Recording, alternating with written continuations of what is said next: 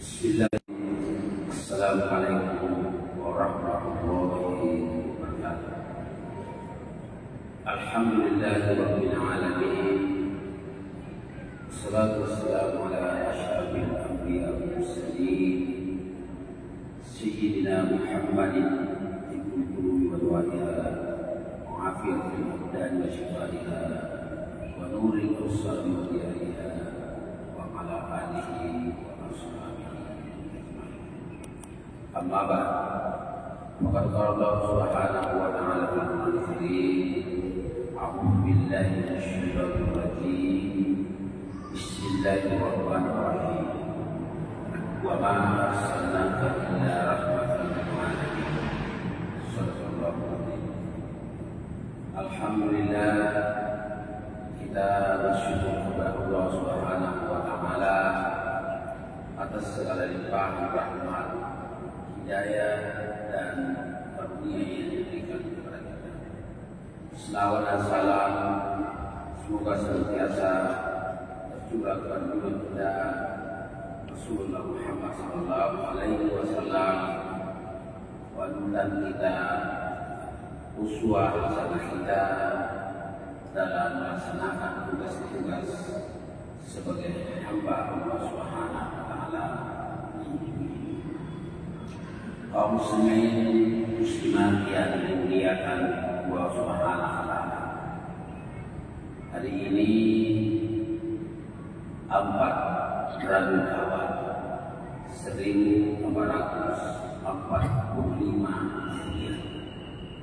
Bagi kita umat Islam, bulan Rabiul Awal adalah bulan yang penting karena 12 Rabiul Awal dikenal sebagai bulan kelahiran Rasulullah Muhammad sallallahu alaihi wasallam, manusia pilihan yang disebut sebagai uswah hasanah yang diutus ke bumi ini untuk misi penyempurnaan akhlak karimah, dan beliau sendiri dinyatakan oleh Al-Quran Karim sebagai pribadi dengan akhlak yang agung.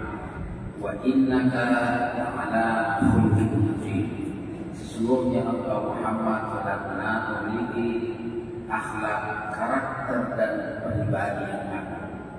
Hanya ada satu orang manusia yang diberi predikat la'ala khuluqin azim.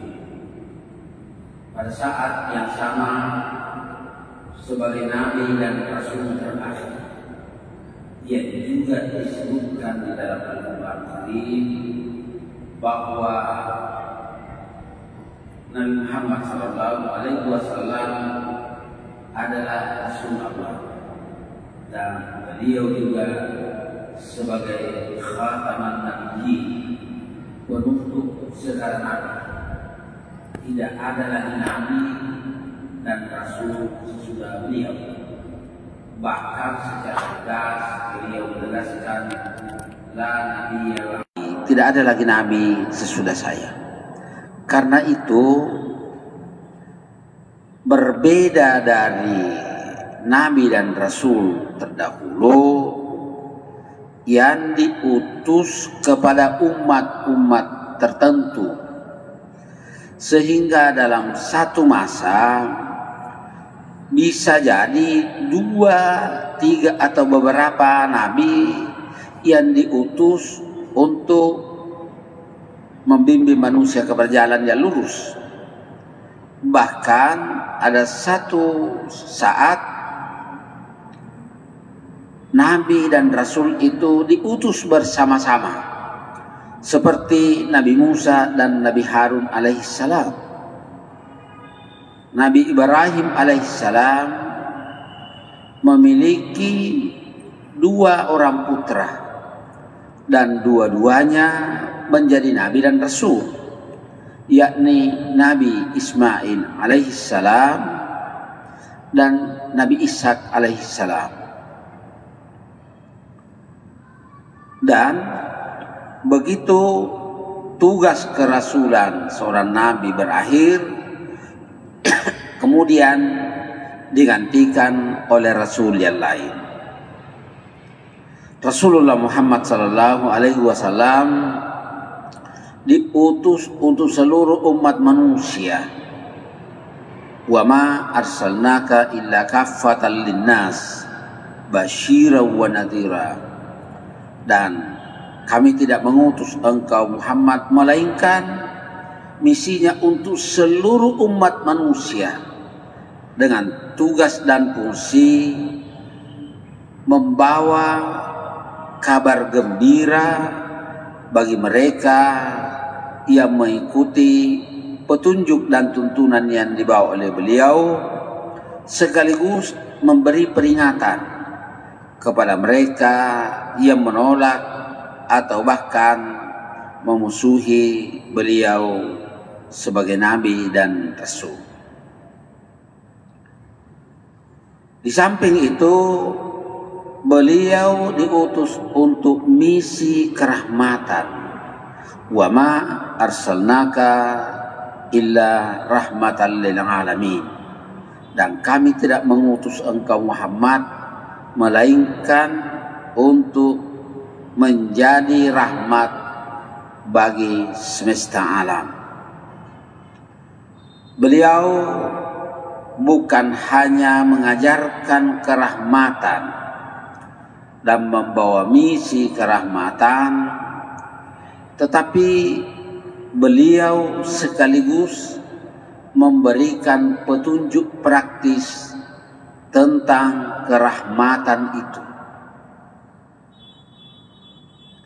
Memang secara lisan beliau menegaskan ar-rahimuna yarhamhumur rahman. Orang-orang yang penyayang pasti akan disayangi oleh Dia yang Maha Penyayang. Karena itu beliau menegaskan irhamu man fil ard yarhamkum man fis sama. Tebarkan yang di langit akan menebarkan kedamaian dan kasih sayang kepada kalian. Rasulullah sallallahu alaihi wasallam memerintahkan umatnya dan memberikan pernyataan bahwa di tengah-tengah perbedaan, di tengah-tengah keberagaman, baik perbedaan agama, perbedaan suku, perbedaan bahasa, perbedaan bangsa, beliau menegaskan ikhtilafu ummati rahmah. Perbedaan pendapat dari umatku adalah rahmah, atau bisa juga bermakna perbedaan pendapat dari umatku harus disikapi dengan kerahmatan, dengan kasih sayang. Bahwa kita berbeda itu adalah sesuatu hal yang wajar. Ketika kita berbeda dan kita memilih pendapat-pendapat tertentu karena kita meyakini bahwa pendapat yang kita pilih itu adalah pendapat yang paling mendekati kebenaran. Tetapi karena kita harus menghargai perbedaan itu, selama perbedaan tersebut ada dasarnya dari Al-Quran dan Hadis, maka kita pun memberikan toleransi kepada saudara-saudara kita yang berbeda, yang meyakini bahwa pendapat mereka lebih benar. Tetapi siapa yang paling benar di antara kita ketika terjadi perbedaan, hanya Allah Subhanahu wa taala yang Maha mengetahui. Karena itu kerahmatan dan kasih sayang di tengah-tengah perbedaan di tengah-tengah keberagaman mestinya disikapi dengan kerahmatan dan kasih sayang.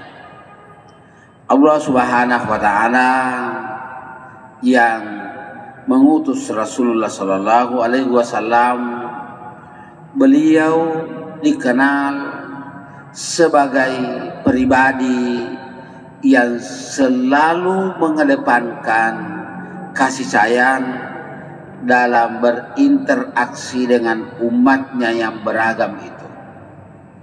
Tetapi kita berbeda dari beliau.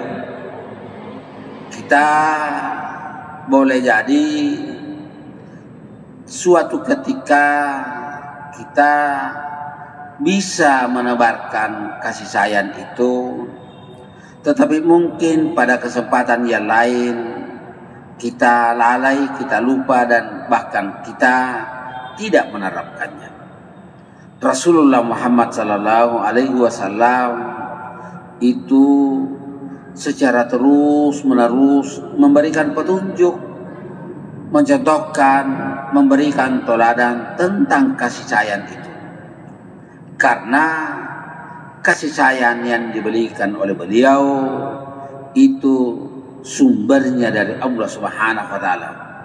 Beliau bisa tampil mencerminkan, memerangkan dan memberikan petunjuk praktis tentang kerahmatan itu karena beliau dibimbing, diasuh dan diarahkan langsung oleh Allah Subhanahu wa taala. Beliau menegaskan, "Adlamani Rabbi fa ahsana ta'dibi." Allah Subhanahu wa taala yang secara langsung membimbing, mengajarkan tata krama, sopan santun dan karakter yang baik, dan menuntun, memberi petunjuk tentang karakter yang baik itu dengan cara yang terbaik.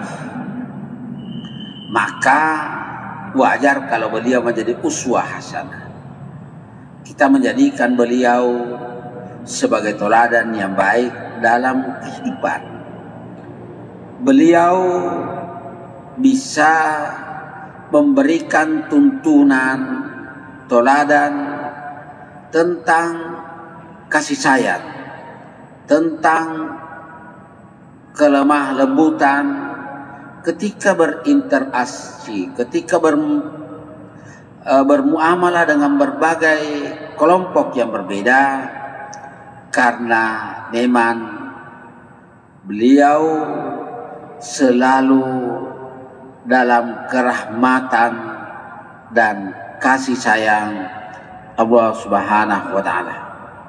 Di dalam surah Al Imran ayat 159, Allah Subhanahu wa taala berfirman, "Fabima rahmatin minallahi lintalahu." Dikarenakan rahmat dan kasih sayang Allah Subhanahu wa taala kepadamu Muhammad, maka engkau bisa berlaku lunak, berlemah lembut kepada mereka, kepada orang-orang yang memusuhi kamu, kepada orang-orang yang mengusir kamu, kepada orang-orang yang memarahi kamu. Bahkan beliau menunjukkan kasih sayang dan kerahmatan itu dengan baik, apalagi kepada umatnya, kepada sahabat-sahabatnya.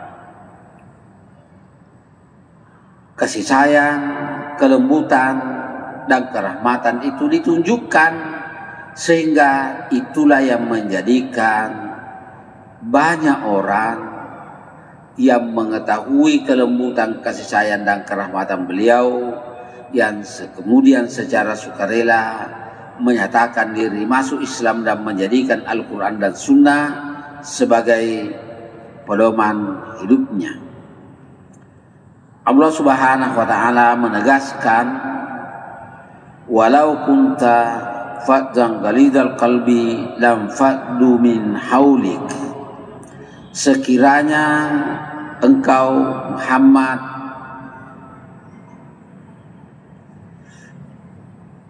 berlaku bersikap keras dan berlaku kasar kepada manusia di sekelilingmu, lam fa'du min haulik, pasti mereka akan menjauhkan diri, akan menghindari kamu. Ayat ini menyatakan lau, sekiranya, adalah ungkapan yang diberikan Al-Quran untuk menunjukkan sesuatu hal yang tidak mungkin terjadi, atau bisa dikatakan bahkan mustahil terjadi pada diri Rasulullah Muhammad sallallahu alaihi wasallam. Makanya Allah Subhanahu wa taala menyatakan walau kunta, sekiranya engkau Muhammad berlaku keras dan bersikap kasar, lam fa'du min haulik, niscaya mereka akan menjauhkan diri dari sekeliling. Orang-orang yang memusuhi Nabi, orang-orang yang berlaku kasar kepada Nabi, bersikap kejam kepada beliau, dan memperlakukan beliau di luar batas-batas peri kemanusiaan, Allah Subhanahu wa taala menyatakan fa'fu anhum, maafkan mereka. Memberi maaf dalam arti al-afu artinya menghapus dendam. Jadi bukan hanya menyatakan saya memberikan maaf kepadamu, tetapi sekaligus menghapus dendam, menghapus kemarahan, dan menghapus hal-hal yang masih memungkinkan orang membalas atas kejahatan orang lain. Karena itu sudah dihapus, tidak ada lagi. Nabi diperintahkan untuk memberi maaf dalam arti menghapus dendam, menghapus kesalahan dan kekeliruan orang kepada beliau.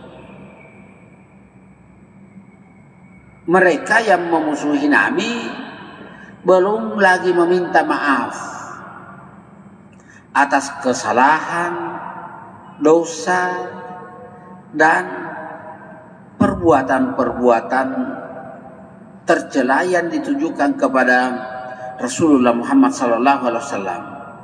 Lalu beliau yang diperintahkan memberi maaf, bukan orang-orang yang memusuhi beliau yang diperintahkan meminta maaf kepada beliau. Jadi mereka yang bersalah, Nabi yang diperintahkan memberikan maaf. Tidak mudah buat kita umatnya untuk bersikap seperti itu. Karenanya Allah Subhanahu wa taala diperintahkan untuk memberi maaf kepada orang yang bersalah sebelum yang bersalah itu datang meminta maaf kepada Nabi. Karena beliau adalah uswah hasanah. Beliau diharapkan mengambil contoh, umatnya mengambil contoh dari sikap dan keteladanan beliau. Bukan hanya itu, ayat ini mengatakan wastaghfir lahu, mohonkan ampunan atas segala dosa dan kesalahan mereka, baik dosa dan kesalahan kepada Allah maupun dosa dan kesalahan kepada sesama manusia. Mereka belum lagi istighfar atas dosa dan kesalahan beliau. Justru Rasulullah sallallahu alaihi wasallam diperintahkan wastaghfir lahum, mohonkan ampunan kepada Allah atas dosa dan kesalahan yang mereka lakukan. Jadi bukan dosa dan kesalahan beliau, kesalahannya orang-orang yang memusuhi beliau, nabi yang diperintahkan untuk memohonkan ampunan kepada Allah Subhanahu wa taala. Itu suatu hal yang secara umum bisa dinyatakan tidak mungkin bisa dilaksanakan oleh umatnya seperti yang ditunjukkan oleh Rasulullah Muhammad sallallahu alaihi wasallam. Sesudah itu ayat ini memberikan perintah wasyawirhum fil amri, bermusyawarahlah engkau Muhammad dengan mereka dalam urusan itu. Tentu urusan-urusan yang sifatnya keduniaan, urusan-urusan yang tidak menyangkut ajaran agama. Karena urusan-urusan yang menyangkut ajaran agama itu diwahyukan oleh Allah Subhanahu wa taala, dan beliau diberikan kewenangan, diberikan tugas untuk memberikan penjelasan tentang makna dan kandungan ayat-ayat Al-Qur'anul Karim. Allah Subhanahu wa taala menyatakan wa anzalna ilaika dzikra litubayyana lin-nasi ma nuzila ilaihim. Kami menurunkan az-zikr Al-Qur'an agar engkau Muhammad memberikan penjelasan kepada mereka, sehingga untuk bisa memahami dan mengamalkan petunjuk Al-Qur'an Karim, kita harus mencari penjelasan-penjelasan dari beliau dalam hadis-hadis beliau, baik hadis-hadis qauliyah, penjelasan-penjelasan lisan, maupun hadis-hadis fi'liyah, hadis-hadis yang sifatnya petunjuk praktis pengamalan terhadap apa yang diperintahkan oleh Al-Qur'anul Karim secara umum. Tadi beliau diperintahkan wasyawirhum, bermusyawarahlah dengan mereka, bukan berdialog. Musyawarah itu syaur pada mulanya berarti memeras dan mengeluarkan madu dari sarangnya. Madu itu adalah berfungsi sebagai syifa, penyembuh terhadap penyakit-penyakit yang banyak sifatnya.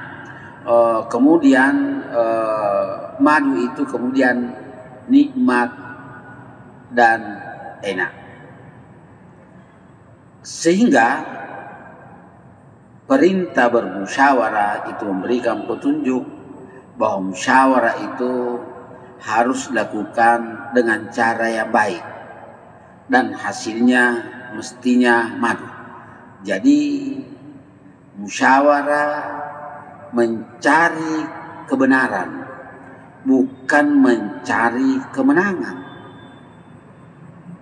Ayat ini memberikan petunjuk bahwa tidak semua orang perlu diminta pendapatnya dalam musyawarah itu. Yang perlu diminta pendapatnya adalah mereka yang bisa menghasilkan seperti madu, bukan yang menimbulkan kegaduhan, bukan yang menimbulkan keresahan dan perpecahan di kalangan umat. Mereka yang bisa memberikan solusi, jalan keluar terhadap persoalan-persoalan umat. Itu tentang musyawarah. Dan Allah Subhanahu wa taala memerintahkan kepada Rasulullah Muhammad sallallahu alaihi wasallam wasyawirhum fil amri, bermusyawarahlah engkau Muhammad dengan mereka dalam urusan ini. Di ayat lain dikatakan wa amruhum syura bainahum, urusan mereka itu diselesaikan dengan musyawarah. Musyawarah ini bisa dalam kehidupan keluarga, bisa dalam kehidupan bermasyarakat, dan bisa dalam kehidupan berbangsa dan bernegara. Dalam kehidupan keluarga, Al-Quranul Karim menyatakan watasyawurin, bermusyawarah, yang intinya adalah kepala dan anggota keluarga. Ketika dalam hal-hal yang sifatnya kemasyarakatan, Al-Quranul Karim menyatakan wa amruhum syura bainahum. Dan dalam kehidupan berbangsa dan bernegara, Al-Quranul Karim menyatakan wasyawirhum fil amri.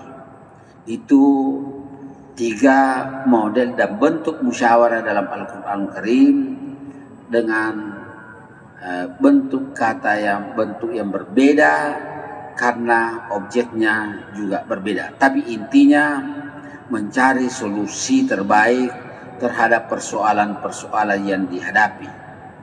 Nah, itu yang disebutkan dalam ayat ini. Wasyawirhum fil amri. Tetapi ketika kita bermusyawarah dan kemudian melahirkan keputusan, melahirkan hal-hal untuk menjadi acuan dalam menyelesaikan persoalan umat, itu tidak ada yang menjamin kebenarannya. Hanya Allah Subhanahu wa Ta'ala yang Maha mengetahui. Makanya ayat ini menegaskan fa idza azamta fatawakkal 'ala Allah. Jika kalian sudah membulatkan tekad, bekerja keras untuk mencari dan menemukan ridha Allah Subhanahu wa Ta'ala, mencari solusi terhadap persoalan-persoalan umat, bekerja keras dengan berbagai kemampuan manusia. Ayat ini menyatakan kalau itu sudah dilakukan semua, maka fatawakkal 'ala Allah, maka bertawakallah kalian kepada Allah. Serahkan seluruh persoalan kalian kepada Allah Subhanahu wa Ta'ala.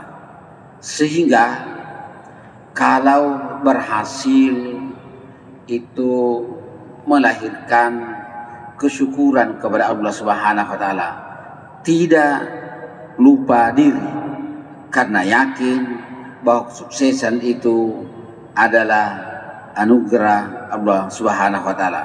Karenanya seseorang yang bertawakal menyikapi kesuksesan itu dengan bersyukur. Pada saat yang sama, ketika belum menghasilkan kesuksesan, keberhasilan, maka belum berhasilnya usaha itu tidak menimbulkan rasa putus asa, tetapi disikapi dengan sabar.